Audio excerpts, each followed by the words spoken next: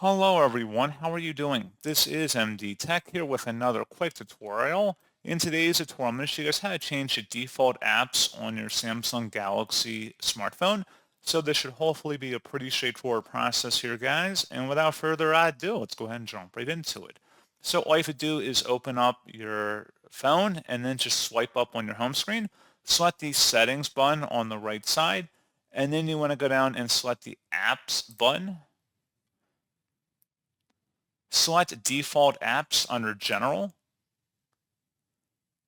and then you want to select whatever category of app you want to change the default for. So for example, like the browser, for example, you can go ahead and select the browser app.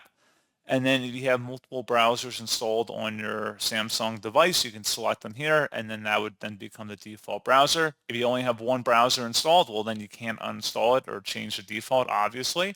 You have to have a default in here. So pretty straightforward process on that, guys. And as always, thank you for watching. I do hope that I was able to help you out, and I do look forward to catching you all in the next tutorial. Goodbye.